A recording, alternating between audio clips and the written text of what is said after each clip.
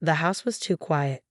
That was the first thing I noticed when I walked in that evening, my arms full of grocery bags. Normally, my 5-year-old twins, Ethan and Emma, would be running around, laughing, arguing over toys. But tonight there was nothing, just silence. Melissa, my sister-in-law, was supposed to be babysitting. She had been our go-to for months, always eager to help. Too eager, I would later realize. "Melissa?" I called out, setting the bags on the counter. No answer. I walked through the living room, my heart starting to race. The toys were neatly arranged, too neat. Something felt wrong. The hallway to the kids' room felt longer than usual. With each step, my stomach twisted tighter. Their bedroom door was shut all the way. Melissa never did that. She always left it slightly open because they were afraid of the dark. I pushed it open. Empty. The beds were perfectly made, every toy in its place. No signs of my children. Ethan. Emma. My voice trembled. I checked the bathroom, the closet, the guest room. Nothing. No kids, no Melissa. Then my phone buzzed. A text from Melissa. "We needed some air. Be back soon." The message was 3 hours old. I called my husband Mark, who was away on business. No answer. My panic turned into something worse, a suffocating fear. I called everyone I could think of, neighbors, police, friends. 2 hours and 17 frantic calls later, another text came. "They're fine. Don't overreact." Fine. The most dangerous word I had ever read. The police said they couldn't do much. She's family, they told me. These things can be complicated. Complicated. Another meaningless word when your children are missing. Mark caught the first flight home. His mother arrived soon after, her face tight with worry, and something else I couldn't quite place. Melissa wouldn't do anything bad, she kept saying. She loves them. Love. A word that was starting to lose all meaning. 3 days passed. No real leads. Just Melissa's vague messages insisting the kids were safe. Then, a call. Emma's best friend's mother. "My daughter said something strange," she told me. A conversation overheard. A child's innocent words. "Aunt Melissa said we're going on a special adventure that Mommy and Daddy wouldn't understand." Adventure. A word that now filled me with dread. The police started digging. Credit card records, phone calls, social media. A picture began to form. Melissa hadn't just taken them on impulse. This was planned. Not for days, not for weeks. For months. What I didn't know then, what I was about to learn, was that this wasn't just a kidnapping. It was part of something much bigger. A secret I never could have imagined. And Melissa was just getting started. The investigation moved like a slow-burning fire, revealing embers of truth that threatened to consume everything. Detective Sarah Morgan sat across from me in our living room, her notepad open, eyes sharp with a mixture of professional detachment and genuine concern. "Tell me about Melissa," she said, "from the beginning." I took a deep breath.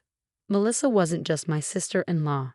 She was Mark's younger sister, 10 years his junior, always desperate to prove herself. A woman who had never quite found her place in the world. "She moved back to town 2 years ago," I began. "Jobless, recently divorced. My husband felt obligated to help her. She practically begged to babysit the twins. At first, Melissa seemed perfect. Always available, never complained. Brought homemade cookies, sent cute photos of the kids during her babysitting shifts."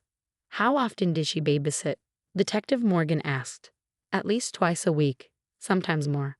Mark thought it was helping her feel useful. The detective's pen moved silently across the page. Mark's mother called again. Her voice trembled. "She's always been different," she said cryptically. "Even as a child. Different." Another loaded word. A breakthrough came unexpectedly. Emma's school friend's mother had overheard something. A casual conversation between children revealed a crucial detail. "Aunt Melissa said we're going somewhere special. That Mommy and Daddy won't understand." The police traced Melissa's recent purchases. A used SUV, camping gear, multiple prepaid cell phones, cash withdrawals. This wasn't a spontaneous act. This was meticulously planned. Credit card records showed something else. Multiple visits to child psychology websites, forums about custody, discussion boards for people feeling misunderstood by family systems. "She's been planning this," Detective Morgan said, spreading documents across our coffee table. "For months, possibly years." Mark sat silently, his face a mask of controlled rage and profound hurt. His sister, his own blood. Another call came from a campground owner in a remote mountain region. A woman with 2 children checked in last week, he said. Paid cash, used a fake name. The description matched Melissa perfectly. But why? What could possibly motivate a sister to take her own niece and nephew? As night fell, the house felt like a tomb. Silent. Waiting. Mark's mother arrived, her usual composure shattered. There's something you need to know, she said, her voice barely a whisper. She revealed a family secret buried for decades, a story of childhood trauma, of a sister who was always different. Melissa had been diagnosed with a complex psychological condition as a teenager, attachment disorder, a profound inability to understand normal family dynamics. She always wanted children, Mark's mother said, but could never have her own. The pieces started forming a terrifying picture. Melissa didn't just take the children. In her mind, she believed she was saving them, rescuing them from a life she deemed inadequate. A psychological evaluation from her past surfaced. Recommendations for long-term therapy, warnings about her potential behavior. Warnings everyone had ignored. Detective Morgan outlined the next steps, a multi-state search, national alerts, every resource mobilized. We'll find them, she promised. But her eyes told a different story. The uncertainty, the fear. As midnight approached, my phone buzzed. A text from an unknown number. They're safe. Better than ever. You'll understand soon. The game was about to change, and nothing would ever be the same. The mountain cabin stood isolated, surrounded by dense pine forests that seemed to swallow sound itself. Local authorities had tracked the location, but something felt off from the moment they approached. Detective Morgan briefed us before the planned operation. We need to be careful, she warned. Melissa's psychological profile suggests she might become volatile if cornered. Mark gripped my hand so tightly I could feel his pulse racing. 2 weeks had passed since Ethan and Emma disappeared. 2 weeks of hell, of uncertainty, of every parent's worst nightmare. The plan was precise. Local law enforcement would approach from multiple directions. A tactical team stood ready. The goal: rescue the children safely. As dawn broke, the operation began. Aerial surveillance showed movement inside the cabin, 2 small figures, an adult. The thermal imaging was clear enough to confirm the children were alive. We're going in, the lead officer radioed. What happened next would become a story whispered in local law enforcement circles for years to come. The cabin wasn't just a hiding place. It was a carefully constructed world. When they breached the door, they found something unexpected. The children were not just safe, they were thriving. Melissa had created an elaborate homeschooling environment. Educational materials lined the walls. The twins' beds were meticulously made, nutritious meals prepared, their clothing clean and organized. But it was their reaction that shocked everyone. Ethan and Emma didn't cry, didn't show fear. Instead, they looked confused by the commotion. Are we going home? Emma asked, her voice calm, too calm. Psychological evaluations would later reveal the depth of Melissa's manipulation. She hadn't just taken the children. She'd systematically worked to make them believe their parents didn't want them. Hours of interrogation followed. Melissa remained eerily composed. I was protecting them, she repeated, from a life of mediocrity, from parents who didn't understand their potential. The legal process was complex. Psychological evaluations, family court hearings, each layer revealed more about Melissa's intricate plan. She had documentation, fabricated evidence suggesting we were unfit parents, carefully crafted narratives designed to justify her actions. Mark's mother broke down during her testimony. She was always different, she repeated, always trying to prove something. The children underwent extensive psychological evaluations.